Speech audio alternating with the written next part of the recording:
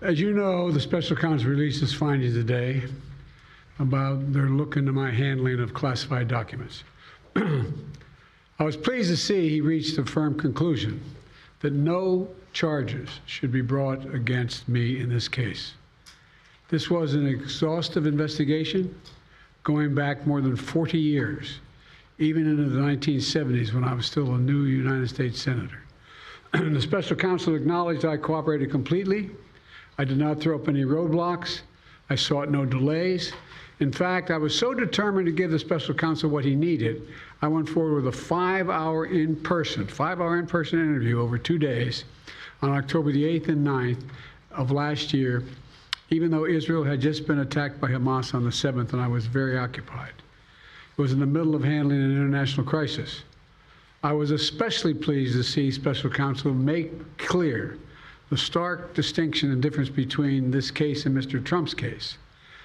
The special counsel wrote, and I quote, "Several material distinctions between Mr. Trump's case and Mr. Biden's are clear," continuing to quote, "Most notably, after given multiple chances to return classified documents to avoid prosecution, Mr. Trump allegedly did the opposite. According to the indictment, he not only refused to return the documents for many months, he also obstructed justice by enlisting others to destroy evidence and then to lie about it. In contrast, we went on to say Mr. Biden turned in classified documents to the National Archives and the Department of Justice, consented to the search of multiple locations, including his home, sat for a voluntary interview, and in other ways cooperated with the investigation," end of quote. I've seen the headlines since the report was released about my willful retention of documents. These assertions are not only misleading, they're just plain wrong. On page 215, if you had a chance, I know it's a thick document. On page 215, the report of the special counsel found the exact opposite. Here's what he wrote. "There is, in fact, a shortage of evidence that I willfully retained classified materials related to Afghanistan." On page 12, the special counsel also wrote, for another documents, "The decision to decline criminal charges was straightforward. The evidence suggests that Mr. Biden did not willfully retain these documents. The evidence said I did not willfully retain these documents. In addition, I know there's some attention paid to some language in the report about my recollection of events. There's even reference that I don't remember when my son died. How in the hell dare he raise that? Frankly, when I was asked the question, I thought to myself, it wasn't any of their damn business. Let me tell you something. Some of you have commented, I wear since the day he died, every single day, the rosary he got from Our Lady of... Every Memorial Day we hold a service remembering him, attended by friends and family and the people who loved him. I don't need anyone to remind me when he passed away or if he passed away. Simple truth is I sat for a 5-hour interview over 2 days of events going back 40 years. At the same time I was managing an international crisis, their task was to make a decision about whether to move forward with charges in this case. That's their decision to make. That's the counsel's decision to make. That's his job. And they decided not to move forward. For any extraneous commentary, they don't know what they're talking about. It has no place in this report. The bottom line is the matter is now closed. I'm going to continue what I've always focused on, my job of being President of the United States of America.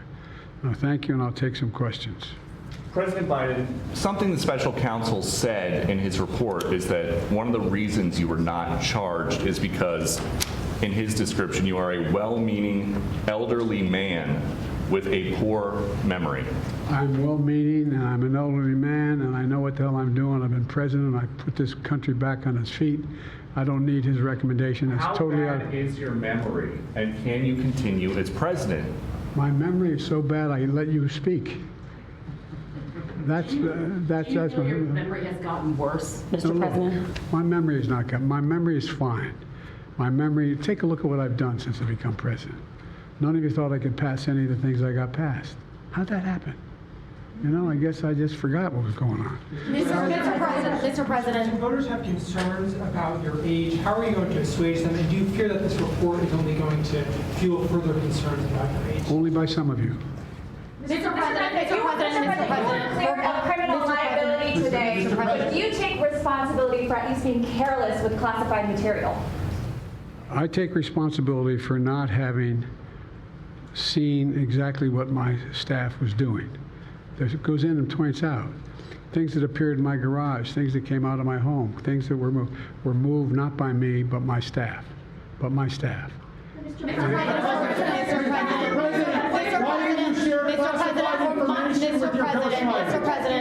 Mr. President, for months when you were asked about your age, you would respond with the words, "Watch me." Many American people have been watching, and they have expressed concerns about your age. That is your judgment.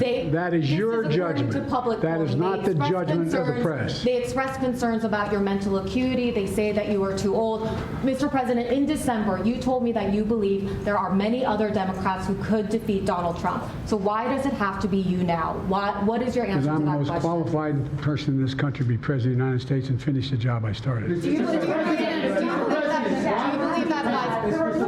Why are you confusing the names of world leaders? Thank you, everyone. Thank you very much. I did not share classified information.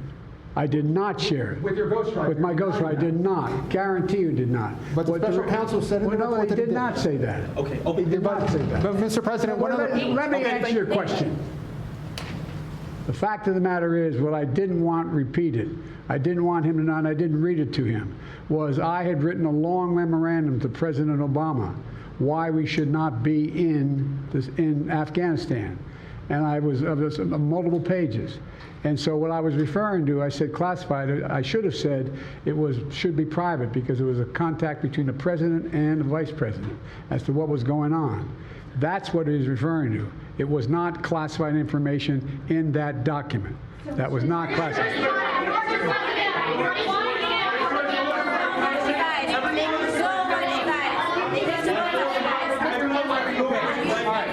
He called on me. When you look back at this incident, is there anything you would do differently now? And do you think that a special prosecutor should have been appointed in the first place in both of these cases? First of all, what I would have done is oversee the transfer of the material that was in my office, in my offices. I should have done that. If I go back, I didn't have the responsibility to do that. That was my staff was supposed to do that, and they referenced that in the report. And my staff did not do it in the way that, for example, I didn't know how half the boxes got in my garage until I found out staff gathered them up, put them together, and took them to the garage in my home. And all the stuff that was in my home was in filing cabinets that were either locked or able to be locked. It was in my house. It wasn't out like in Mar-a-Lago in a public place and none of it was high classified. Didn't have any of that red stuff on it. You know what I mean? Around the corners? None of that. And so I wish I had paid more attention to how the documents were being moved and where. I thought they were being moved to the archives. I thought all of it was being moved. That's what I thought. Now, what was the last part of your question? Whether a special counsel should have been appointed in this case and in the case of your rival president, former president. I think a special counsel should have been appointed. And the reason I think a special counsel should have been appointed is because I did not want to be in a position that they looked at Trump and weren't going to look at me, just like they looked at the vice president. And the fact is they made a firm conclusion. I did not break the law, period. Thank you all very, very much.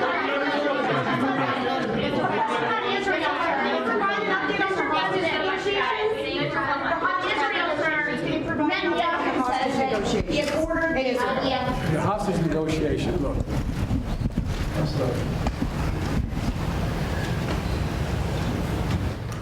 I'm of the view, as you know, that the conduct of the response in Gaza, in the Gaza Strip, has been over the top. I think that,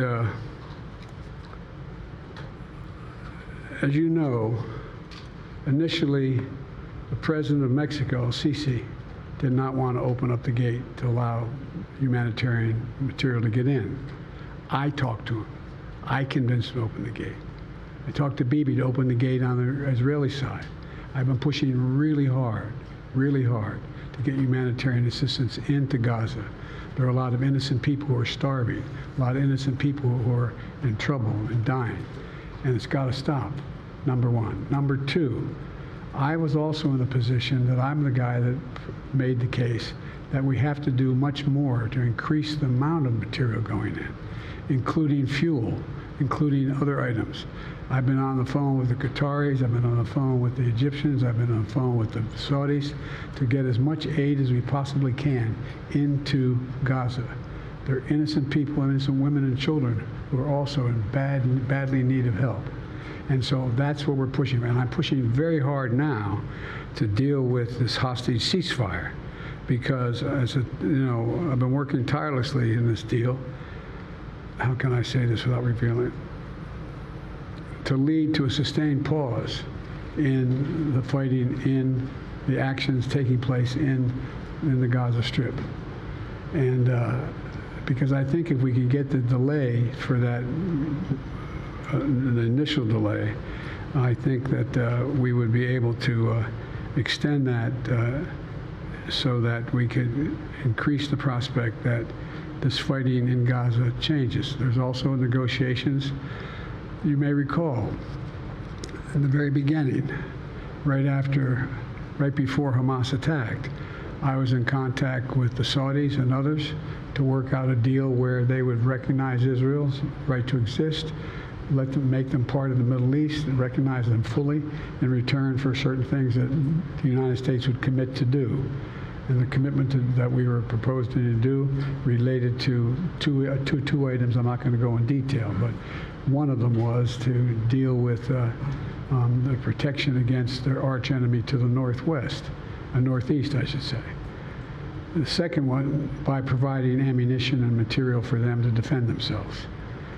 Coincidentally, that's the time frame when this broke out. I have no proof what I'm about to say, but it's not unreasonable to suspect that the Hamas understood what was about to take place and wanted to break it up before it happened. Mr. President. Thank you, everybody. Hi, everyone. I'm Brian Kilmeade. I want you to do me a favor. I want you to click to subscribe to the Fox News YouTube page. This is the only way that I know for sure that you're not going to miss any great commentary, any great news bites, any great interviews coming your way on Fox. You can get it all here on YouTube. So subscribe right now.